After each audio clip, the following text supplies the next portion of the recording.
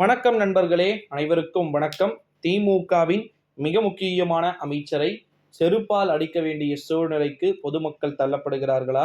திமுகவின் அமைச்சர்கள் மட்டுமல்லங்க, எல்லாருமே இப்போ அந்த நிலைக்கு தான் தள்ளப்பட்டிருக்கிறாங்க அப்படின்னே சொல்லலாம். காரணம் என்ன அப்படின்னு பார்த்தீங்கன்னா, ஆட்சிக்கு தற்போது பங்கம் ஏற்பட்டிருக்கு. ஓகேங்களா?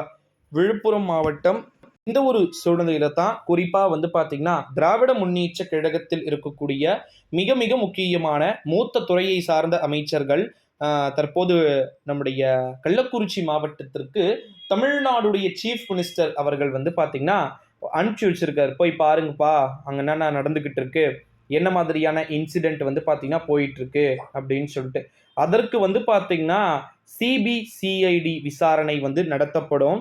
மற்ற அனைத்து விதமான விவகாரங்களும் அழகாக கணக்கச்சிதமாக நடத்தப்படும் அப்படிலாம் சொல்லிட்டு தமிழ்நாட்டுடைய சீஃப் மினிஸ்டர் அவர்கள் சொல்லி கொண்டிருக்கக்கூடிய சூழ்நிலையில தான் திமுகவின் மிக முக்கியமான அமைச்சரை அங்கு துரத்தி சுழன்றடித்து வேலை செய்யக்கூடிய ஒரு அமைச்சர், அது திருவண்ணாமலை மாவட்டத்தை சேர்ந்த ஒரு அமைச்சர், நம்முடைய ஏவா வேலு அவர்கள்.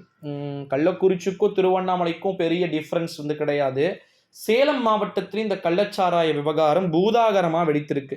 அதாவது இந்த இஷ்யூ ஆயும் கூட அங்க பாத்தீங்கன்னா என்ன பண்றாங்க, இப்போ இது கான்செப்ட் ஆனா ஒருத்தர் 2 பேர் கள்ளச்சாராயம் பிடிச்சி இறந்துருக்குறாங்க.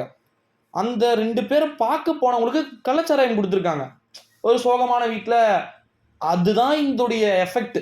40 பேர் இப்போ செத்ததுக்கு காரணம் 2 பேர் தான் முதல்ல மரணித்தாங்க கள்ளச்சாராயம் குடித்து மர்மமான முறையில். அதில் மெத்தனாலோ ஹெத்தனாலோ விஷ சாராயம் அப்படின்றத இங்கே சொல்லிட்டு இருக்கக்கூடிய ஒரு சூழ்நிலையிலே கான்செப்டே இங்கே வேற. ஓகேங்களா?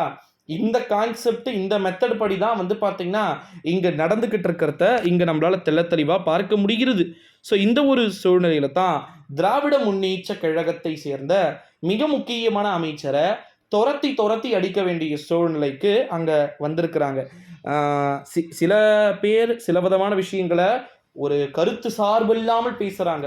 எங்களை தேடி வந்தாங்கன்னா நாங்கள் எதால் அடிப்போன்னு கூட தெரியாது அப்படின்ற மாதிரியான சில விதமான பேச்சுக்களும் பார்த்தீங்கன்னா அங்கு பரவலாக பேசப்பட்டு கொண்டிருக்க, 2026ஆம் ஆண்டு இந்த அமைச்சர்கள், இந்த அமைச்சர் பெருமக்கள் அனைவரும் சிறைக்கு செல்வது ஏறத்தாழ உறுதியான ஒன்று அப்படின்னு நம்ம உறுதியாக எதிர்பார்க்கலாம் நண்பர்களே.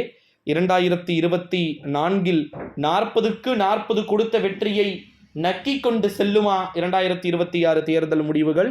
2026 தேர்தல் முடிவுகள் ஒட்டுமொத்த தமிழகமுமே காத்து கொண்டிருக்கிறது. எப்பேற்பட்ட அரசியல் சூழல்கள் நடைபெறும் அப்படின்னு சொல்லிட்டு. ஓகேங்களா? ஸோ தொடர்ந்து பார்க்கலாம் நண்பர்களே. இது போல அடுத்தடுத்த காணொளிகளோடு தொடர்ந்து சந்திக்கலாம். நன்றி.